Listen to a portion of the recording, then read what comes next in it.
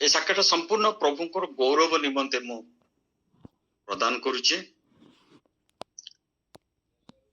मु ए जो गृह रे वर्तमान अच्छी से जगटा थिला मो ससुरंकर ससुरंकठू मु किनिथिली 91 कि 92 मोर ठीक मन पड़नी से भितर किंतु से समय तो एते दरमा बेसी नथिला। मोर मन अच्छी मते प्राय 3 थर खंडे जीपीएफ रु बाहर करिकि तापर तांको टंका मु देइथि सेरा पुनी केते ना 2 लाख टंका तापे मते पुनी 3 थर जीपीएफ रु काढिया पड़ला।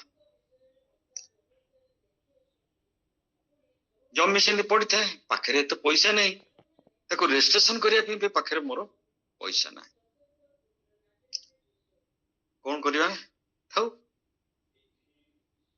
एबे मोर स्त्री सब बेले मते बहुत आशीर्वाद करे तम दे किछि हबनी समस्ते घर बनैलेनी ना तमे लोन नौच ना घर बनौच ना ता विषय चिंता कर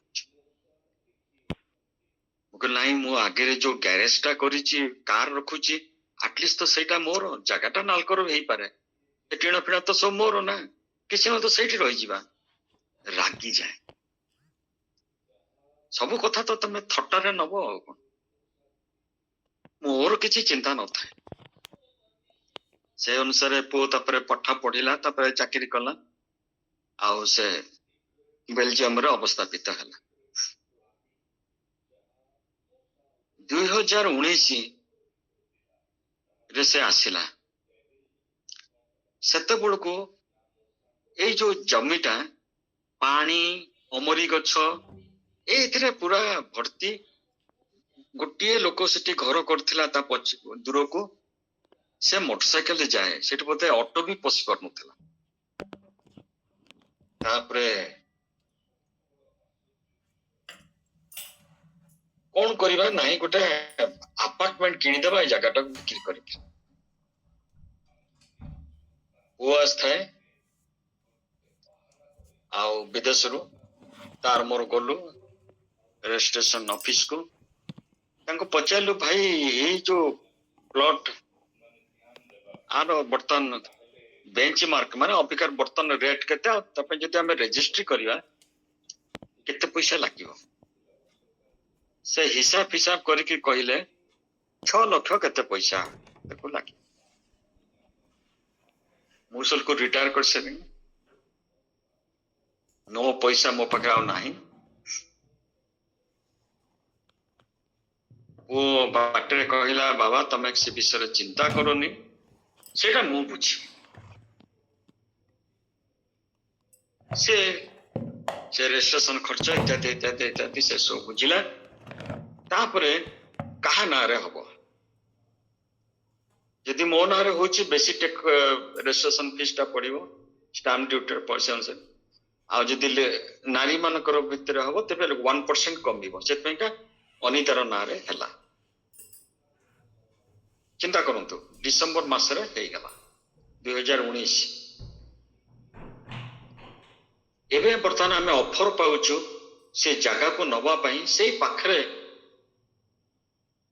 जने व्यक्ति से आमर गोटे टीचर आगुरु से रिटायर करथिले से सेठी तांकर भाई को घर सेठी से केंति मते कहिसंती टुंडबाई तो सहस्त्र कोश जे गोटे लोक एंती जगह बिक्री करिया को चाहउछथि से कहले मु एठी रखि दिबी जेहेतु मो सान बळो एठी पढिछि ए जगह प्रति मोर बहुत आग्रह अछि मोह अछि मु रखि दिबी मो आपन कहिनी जेतले मु आ पोकिर गलो रजिस्ट्रेशन ऑफिस ता सेतर को पचल भाई दाम केते जगह दाम ना 1.5 लाख तेणु से अनुसार स्टाम्प ड्यूटी इत्यादि इत्यादि सब 6 लाख केते पड़िला से तो हेई गला से किंतु कहले मु 1 कोटी टंका देकी किनी दी ओह की मन खुशी पुनी से बहुत बड़ ऑफिसर चलो को दिल्ली रे कोन डायरेक्टर एका थागे तांको स्त्री मध्य से कैटेगरी रो ऑफिसर ताको पकरे पैसा रखिछि असुविधा नै रखिबा कोठी जदि एते गुडे पैसा से देई देबे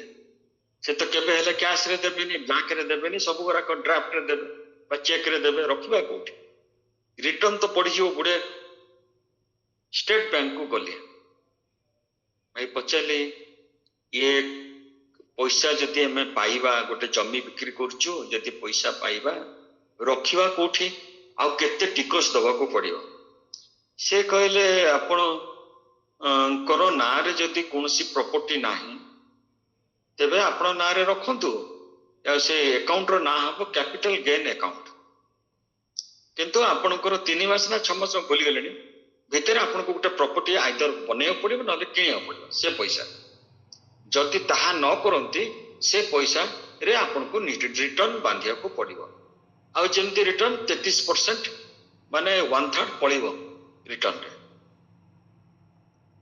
ए चर्चाटा चली थाए नेवर एंडिंग के यार समाधान करि पर नथांती पैसा आनिकी केमिति कोन करिबा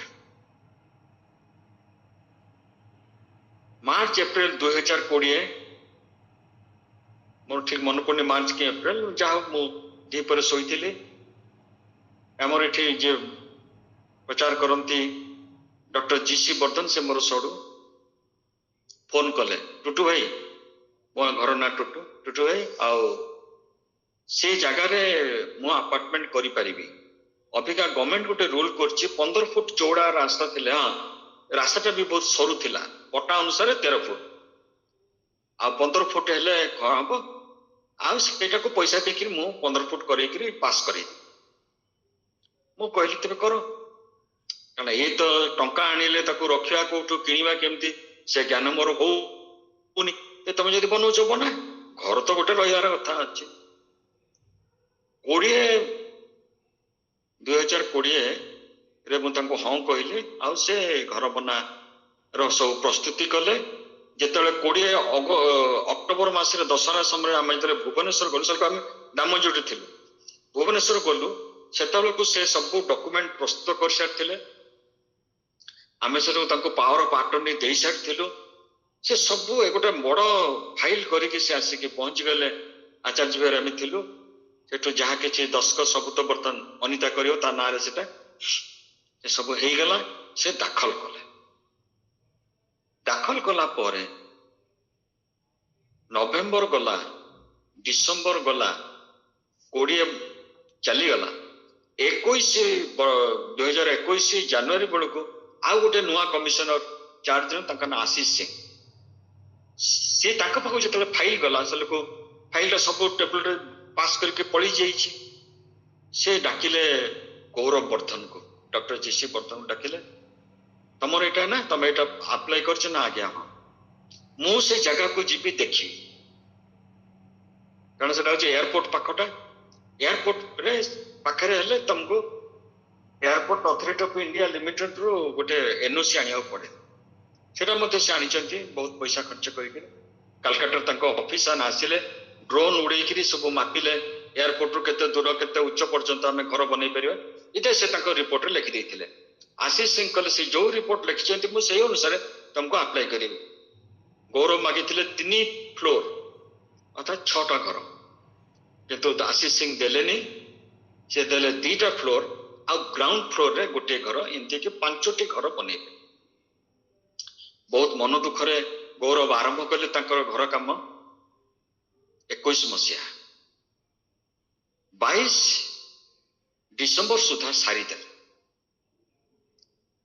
23 मार्च 31 तारीख दिन अनितार रिटायरमेंट आम आसिया घर को तारी भितर से जो जनवरी रू मार्च भितर मु आसिक घर इंटेरियर हेका जहाँ जहाँ को सब दिखाई ताको सब सुपरवाइज कली आ 23 बेलू रेडी हो गला आम से ट्रक धरिकी बाहरिलु एठी आसिक अनलोड कलु मोर एटा कहवा कथा होची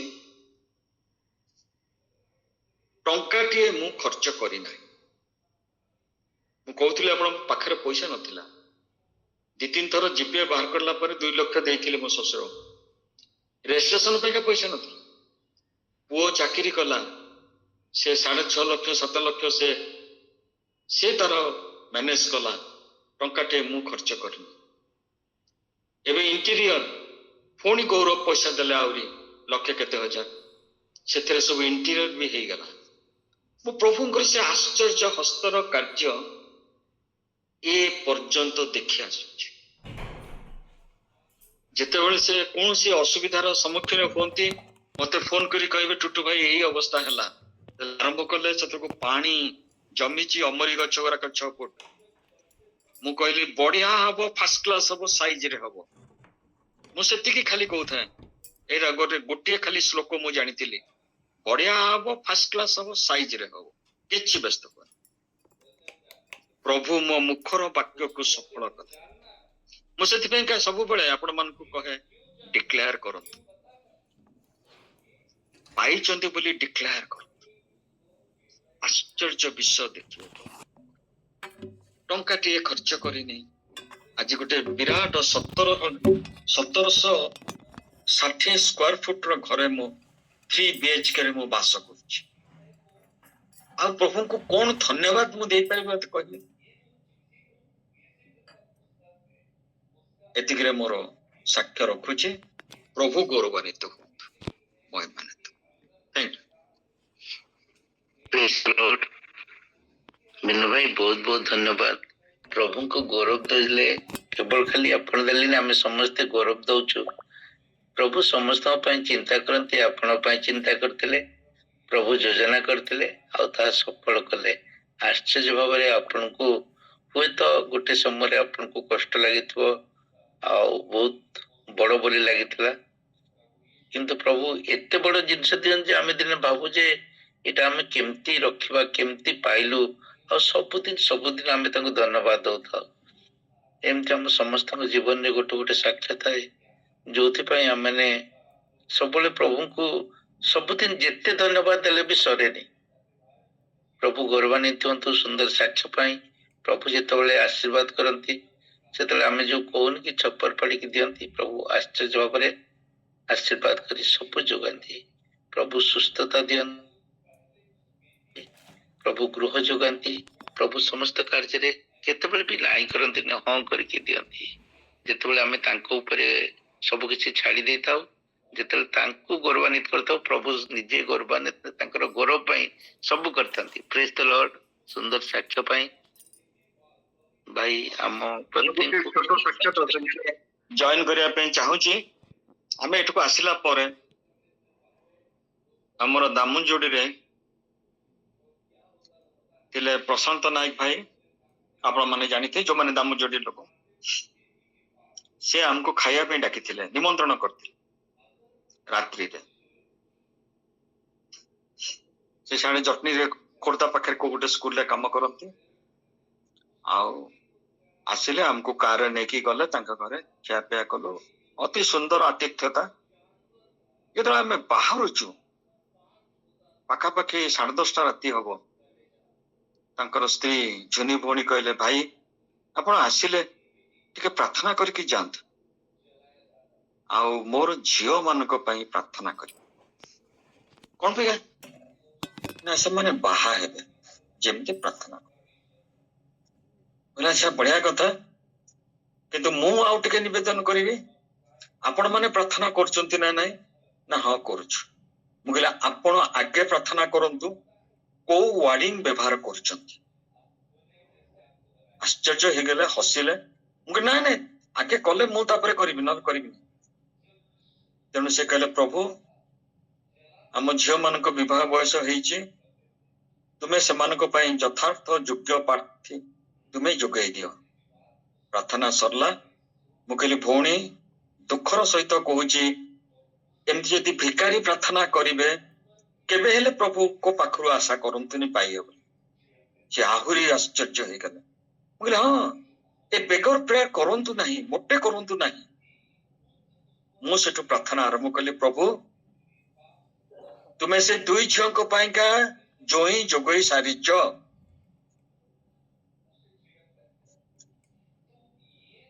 ଉପଯୁକ୍ତ ସମୟରେ ତୁମର ନିରୂପିତ ସମୟରେ ତୁମେ ଆମମାନଙ୍କୁ ପ୍ରକାଶ କରିବ। ଆମେନ୍। ମୁଁ ଭୁଲି ଯାଇଛି, ବହୁତ ମାସ ଗଲା, ସେ ଯାଇକି ତାଙ୍କ ଝିଅ ବାଙ୍ଗାଲୋର ପାଖରେ ଅଛନ୍ତି, ବାଙ୍ଗାଲୋରରେ ଅଛନ୍ତି ତାଙ୍କ ଝିଅ ମାନଙ୍କ ପାଖରେ। ହଠାତ୍ ଫୋନ କଲ ଆସିଲା ଭଉଣୀଙ୍କର। ମୁଁ ହାଲୋ ଯେମିତି କହିଛି, ସେ ଖାଲି ହସୁଛନ୍ତି।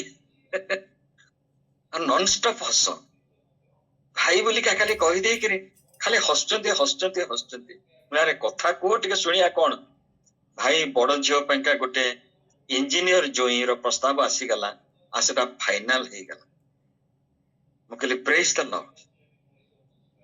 ମୁଁ ଆଜି ଆପଣ ମାନଙ୍କୁ ସମସ୍ତଙ୍କୁ କହିବା ପାଇଁ ଚାହୁଁଛି, ଯାହା ପ୍ରାର୍ଥନା କରୁଛନ୍ତି ଭିକାରୀ ପ୍ରାର୍ଥନା କରନ୍ତୁ ନାହିଁ।